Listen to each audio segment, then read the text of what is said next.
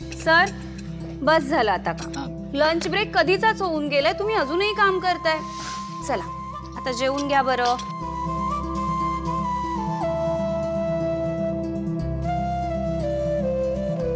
काय झालं सर, हसे का बघताय? काही नाही, असं हक्काने सांगणारं कोणीतरी मिसिंग होतं माझ्या आयुष्यात. पण तुम्ही आलात आणि ती कमी पण भरून निघाली. आता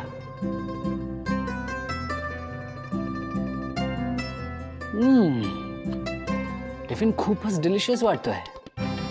असं वाटतंय आज आई खूपच चांगल्या मूडमध्ये होत्या.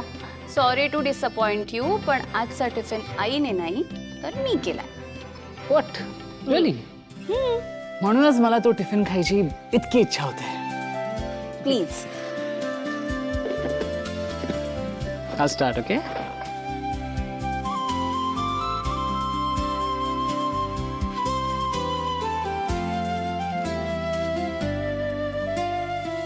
खरंच मिस जान्हवी, तुम्ही खूप टेस्टी स्वयंपाक करता.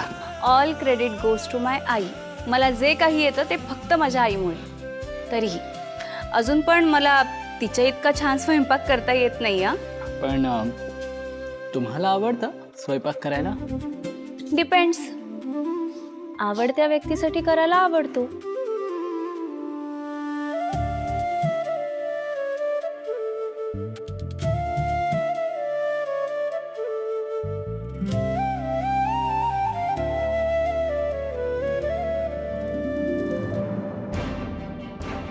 I am so sorry Jayant sir. I am really very sorry. Sir अहो तसंही तुमच्या कोटचा कलर डार्कच आहे, एवढं नाही दिसणार ते. बरं तुम्ही थांबा, मी पटकन टिश्यू घेऊन येते, तुम्ही पाणी खाऊ नका. No it's okay. मी वॉश बेसिनमध्ये जाऊनच क्लीन करतो. एवढं काय झालंय? साधी भाजी पोळी तर सांडली, त्यात एवढं अपसेट होण्यासारखं काय? एक्सक्यूज मी, शेवंत आणि तिचा मुलगा कुठे आहे? वेट चेक करून सांगते. सर तुम्ही शेवंताला भेटायला आलात ना? हो. अहो ती तर केव्हाच गेली. गेली? अहो कुठे गेली? तिचा मुलगा ऍडमिट होता ना? हो, तिच्या मुलाची तब्येत अजूनही नाजूकच होती. डॉक्टरांनी तिला डिस्चार्ज न घेण्याचा सल्ला दिला होता, पण कोणाचाही न ऐकता स्वतःच्या जबाबदारीवर ती मुलाचा डिस्चार्ज घेऊन सकाळी सकाळीच निघून गेली. अहो पण असं कसं जाऊन दिलं तुम्ही तिला? हा, असं पेशंटला कोणी सोडतं का? आणि एकतर त्या मुलाला मी ऍडमिट केलं होतं ना, मग मला का नाही विचारलं? बाई किती महत्वाची होती माहिती आहे का तुम्हाला? सर प्लीज, तुम्ही आमच्या स्टाफशी या सुरात बोलू शकत नाही. तुमची काही तक्रार असेल तर तुम्ही हा फॉर्म भरा आणि आमच्या मॅनेजमेंट स्टाफकडे द्या.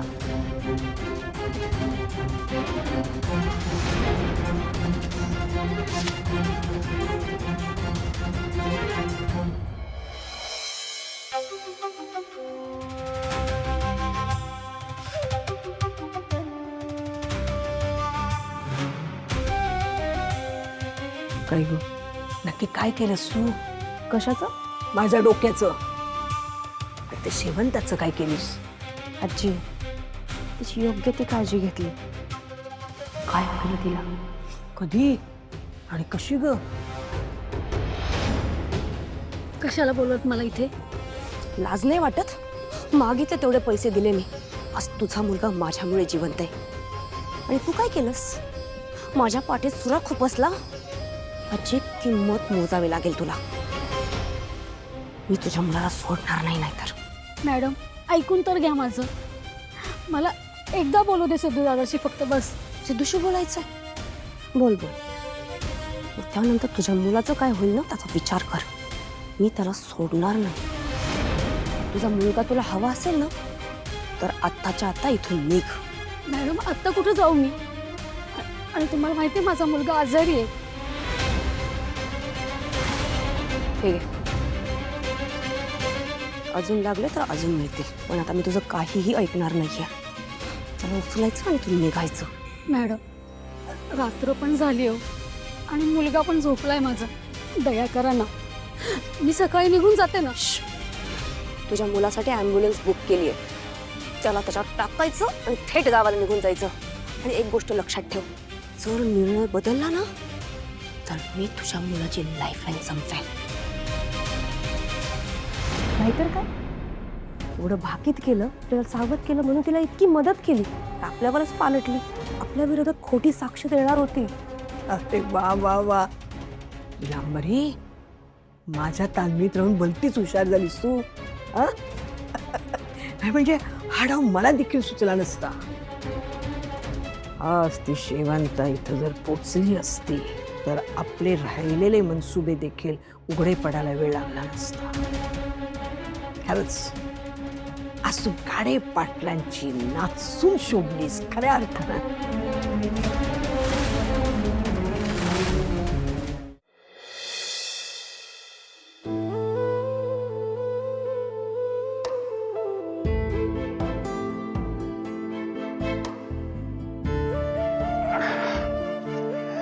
लक्ष काय ग तू तुझी चहा घे गरम आहे सांभाळ सांभाळ सांभाळ.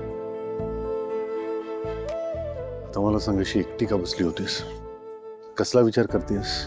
आधी तुम्ही मला सांगा, तुमचं माझ्यावर किती प्रेम आहे? लक्ष्मी अगं काय हा प्रश्न आहे का? तरी प्रयत्न करतो. किती प्रेम आहे माझं तुझ्यावर म्हणजे शब्दात नाही सांगता येणार मला. आपण समजा या प्रश्नाचं उत्तर द्यायचं म्हटलं त्याकरता जर खूप विचार केला ना, म्हणजे आपण दोघांनी एकत्र जरी विचार केला ना तरीही त्याचं उत्तर नाही सापडणार. म्हणजे आपल्या आयुष्यातल्या इतर गोष्टी, आपलं राहणीमान, आपल्या गरजा या सगळ्यापेक्षा तुमचं माझ्यावर असलेलं प्रेम जास्त महत्वाचं आहे की नाही? काय काय चाललंय तुझ्या मनात नक्की? असं काय विचारतेस तू? आपण आपली जमीन विकूया? अगं असं काय करतेस तू? त्या बिल्डरच्या कचाट्यातून जमीन सोडवण्याकरता काय काय केलं आपण, आणि तू आता म्हणतेस की जमीन विकायची का? पण जानू आणि जयंतरावांचं लग्न अगदी तोंडावर आलंय. मागच्या वेळेला सगळा खर्चाचा भार जयंतरावांनी उचलला होता. आता याही वेळी जर भार त्यांच्या खांद्यावर दिला तर योग्य असेल का ते? मला नाही आवडणार, आणि मला माहिती आहे तुम्हालाही नाही आवडणार. मग मला सांगा, आपल्याला जर खर्च करायचे तर पैसे कसे उभे करणार आहोत आपण? हा प्रश्न माझ्याही मनात सतत येतोच आहे. जानूच्या लग्नाकरता पैसे कसे जमवायचे, कुठून जमवायचे याचा विचार मी करतोच आहे ग. पण पण म्हणून जमीन विकायची नाही लक्ष्मी. खरं सांगू का तुम्हाला, जमिनीचा विषय निघाला ना तरी छातीत धस्स होतो. सगळ्या गोष्टी एकामागोमाग एक आठवायला लागतात. त्या बिल्डरनी पाठवलेली चिठ्ठी, वरदला पळवून नेऊ ही धमकी, तुम्हाला जीवे मारण्याचा प्रयत्न, आपल्या विणावर ऍसिड फेकण्याचं नाटक, सगळं सगळं आठवायला लागतं आणि जीव आणखीन घाबरावरा होतो. जमीन विकली तर किमान आपल्या जानूचं लग्न आपल्याला थाटामाटात करता येईल. आपल्या स्वप्नाचं काय, आज ना उद्या ते पूर्ण होईलच. आपणही कशासाठी करत होतोय? आपल्याला आपलं अख्खं कुटुंब एकत्र असायला हवं होतं. आता कुठे आहेत कुटुंबातली फार माणसं? आपल्या दोघा तिघांसाठी कशाला चार भिंती बांधायच्या? असं कधीच नको बोलूस. हे असं खचून नाही चालायचं. आपण आपलं स्वप्न पूर्ण करायचं आहे. ते फक्त स्वप्न नाहीये ग, तुझ्या दादाला दिलेला शब्द आहे तो, तुझा स्वाभिमान आहे. आणि तुझ्या करता मी हे स्वप्न नक्की पूर्ण करणार आहे. मला माहिती आहे, आज ना उद्या काही करून तुम्ही ते स्वप्न पूर्ण करणार. दादाला दिलेला शब्द पूर्ण होणार. पण आत्ताची गरज आहे तिकडे लक्ष नको का द्यायला? माझ्यावर विश्वास आहे ना तुमचा? आत्ता मी जे सांगते ते करूया. जमीन विकूया.